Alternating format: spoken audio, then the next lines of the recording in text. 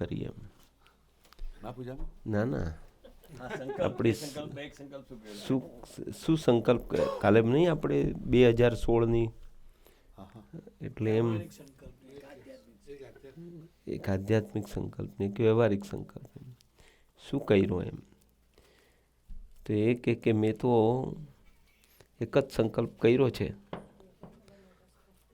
કે મારી 10%ની સેવામાં હું 2 શિખરબંધ મંદિર બનાવું.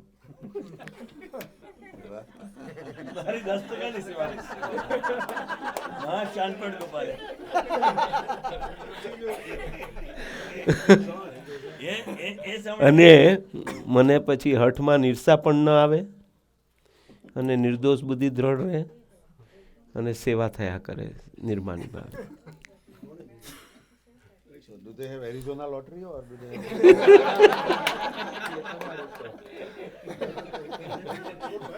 એટલે એનું સાંભળીને મને જરા કાંતિભાઈ દેસાઈ યાદ આવ્યા. કાકાજીને કે એક જ વાક્યમાં કે મારા વચલા દીકરાનો બીજો દીકરો 7મા માળની હવેલી સોનાના પારણામાં ઝૂલે.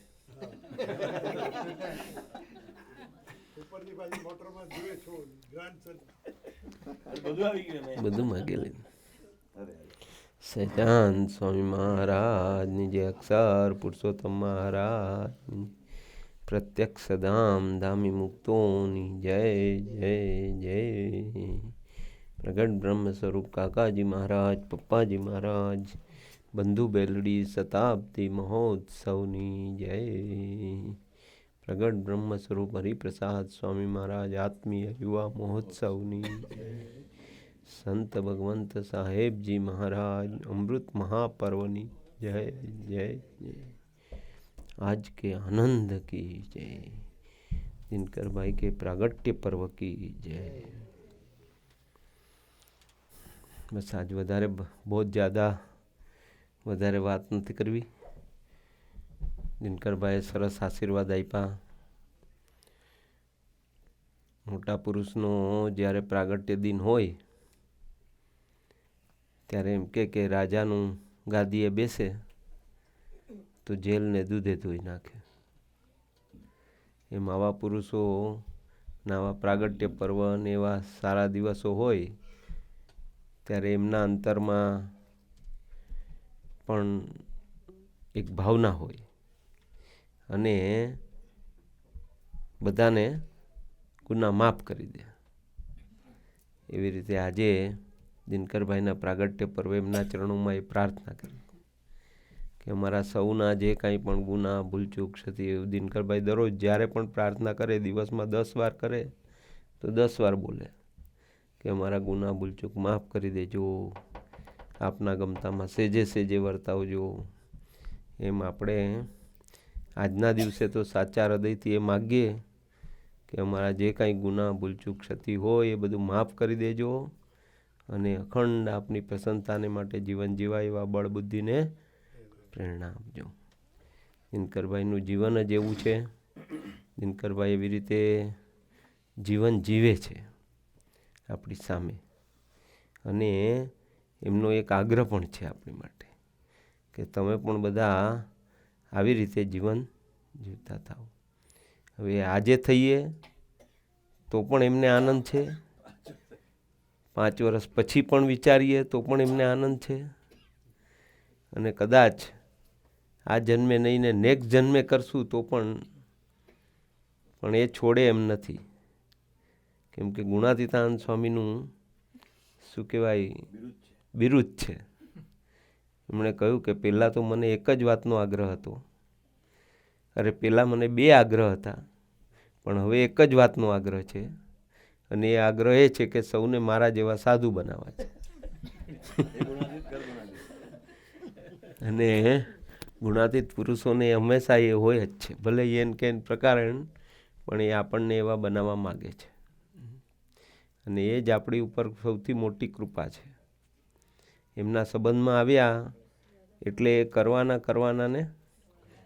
એટલે કાકાજી ઘણી વાર કહેતા કે ભાઈ અમારી આજા ફસાજા કંપની છે, કોઈ भी ये कंपनी में आया तो फंस गया એટલે આ આજા ફસાજા કંપનીમાં આપણે બધા એમણે આપણને દ્રષ્ટિમાં લઈ જ લીધા છે, એટલે આપણે હવે એમાંથી છૂટકી શકીએ એવું છે નહીં.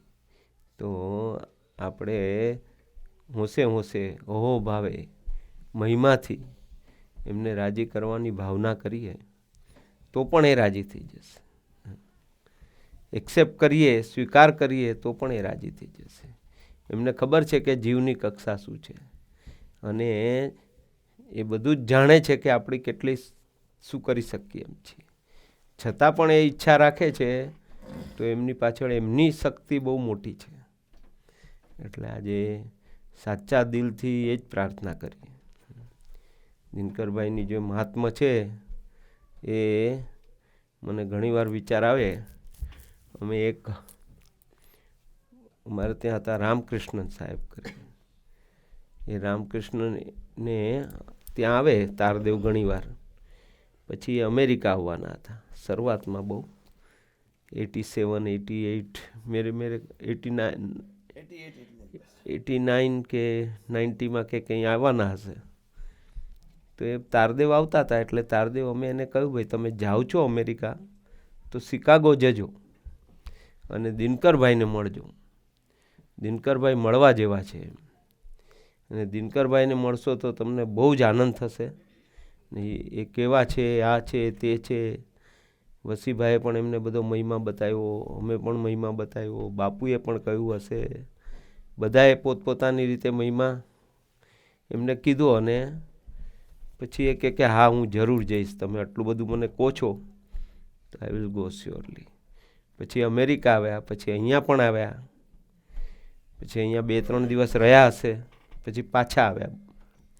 પછી પાછા આવ્યા એટલે પાછા તારદેવ આવેલા અને મળવા ગયા, મળ્યા અમને.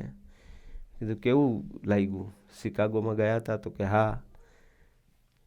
તો પછી એણે એક વાત કરી કે મેં બહુ નાનો હતો ત્યારથી હું તાજમહાલ વિશે સાંભળતો હતો કે તાજમહાલ બહુ સરસ છે, એની જે કલાકારીગીરી છે એમાં અદ્ભુત છે. શું કલાકારીગીરી, શું એનું શું આખો સંગેમરમરનો બનાવેલો છે, આટલા કરોડો રૂપિયા ખર્ચ્યા છે, આ છે તે છે, બધું બહુ જ એનો. પણ જ્યારે થોડો મોટો થયો અને તાજમહાલ જોવા ગયો ત્યારે મને એમ થયું કે અરે રે આનો આટલો બધો મહિમા કે છે, પૈસા પડી ગયા આમાં તો. અને શું જોયું પણ એમ કે દિનકરભાઈને જોયા, તમારો બધો બહુ મહિમા સાંભળીને ત્યારે મને એ યાદ આવેલું. પણ દિનકરભાઈને જ્યારે જોયા ત્યારે એવું લાગ્યું કે તમે દિનકરભાઈનો મહિમા ઓછો ગાયો હતો. એનાથી તો કંઈ વિશેષ છે. તો એવા દિનકરભાઈ આપણે ભાગ્ય છે અને આપણને મળ્યા છે. આપણે ખરેખર આજે એમના પ્રાગટ્ય દિને પ્રાર્થના કરીએ, એવો મહિમા સમજીએ. એમનો સાચો મહિમા સમજવો એ શું છે કે એમના ભક્તોનો મહિમા સમજવો, એમની સાથે જે હોય એનો મહિમા સમજવો, એમના સંબંધવાળાનો મહિમા સમજવો, એ જ ખરેખરો મહિમા છે. મોટા પુરુષનો મહિમા સમજીએ એ સાચો મહિમા એ છે કે એમના સંબંધવાળા બધા દિવ્ય છે. સંબંધમાં આવ્યો તો એ બહુ મોટો છે, અને એવા સંબંધવાળાનો મહિમા જેટલો સમજાય એટલો એમનો મહિમા સમજાય. કાકાજી પણ શ્રી ગુણાતીતાનંદ સ્વામી શું કે આ મારા ધૂળા ભગત છે, એનો જ્યારે મહિમા સમજશો ત્યારે એ મહિમા સમજાયો કહેવાય. તો આપણે એવો ભગવાન ને ભગવાનના ભક્તો એનો જ્યારે મહિમા સમજાય, સંબંધવાળાનો મહાત્મા સમજાય, એટલે સ્વામીજી પણ કહે છે કે આપણે સંબંધવાળી દ્રષ્ટિ દ્રઢ કરો, સંબંધવાળી દ્રષ્ટિ દ્રઢ કરો. અને એવી સંબંધવાળી દ્રષ્ટિથી આપણે જીવન જીવતા થઈએ તો ખરેખર દિનકરભાઈને આપણે ખરેખર એમની સાથેનો સંબંધ એ દ્રઢ થયો ગણાય. આજે કાકાજી સાથે અમે રહીએ તો કાકાજીને જેટલા માનીએ એટલા જ એમના સંબંધવાળાનું, વસીભાઈનું, રાજુભાઈનું, ઘનશ્યામભાઈનું, બધાને હું જ્યારે માનું, અશ્વિનભાઈ, બધાને સાથે રહેનારા કે ભાઈ આ બધા કાકાજીના સંબંધવાળા ભક્તો છે, આ બધા બહેનો છે એ પણ કાકાજીના સંબંધવાળા છે, અને એવી રીતે એમનો મહિમા સમજીને એમનું રિસ્પેક્ટ કરવું, તો એ ખરેખર કાકાજીનો સંબંધ જોયો કહેવાય. અને એવા સંબંધના મહિમાથી અમે જીવન જીવતા થઈએ. દિનકરભાઈ એવું જીવે છે. અમે તો એમની પાસે કાંઈ કહેવાઈએ નહીં, તો પણ દિનકરભાઈ કહે છે, ઓહો તમે આવ્યા એટલે બહુ સારું થયું. ખરેખર તો એમનો સંકલ્પ ને એમનો વિચાર, એનાથી બધું સારું થયું.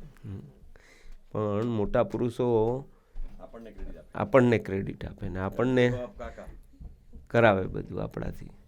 એટલે આજે ખરેખર એ દિનકરભાઈ આપના ચરણોમાં પ્રાર્થના છે. જેમ ઓલા બેને તે વખતે બહુ સારું કીધું કે આ મોટા પુરુષ છે છુપા રહે છે, અને વીણાબેન, અને એ પોતાનું એ નથી ઓલું કરતા. બીજા બધાના લિસ્ટ મોટું બનાવી દીધું એટલે પોતાનું બાજુ પર. અને એવું નથી. અને આ પુરુષોની મહિમા તો આપણે બધાએ અનુભવ્યો પણ છે. પણ એ આપણે સાચા અર્થમાં એને ઇદમ બનાવીએ અને એનું ખરેખરો લાભ લઈએ, એ જ પ્રાર્થના સહજાનંદ સ્વામી મહારાજની.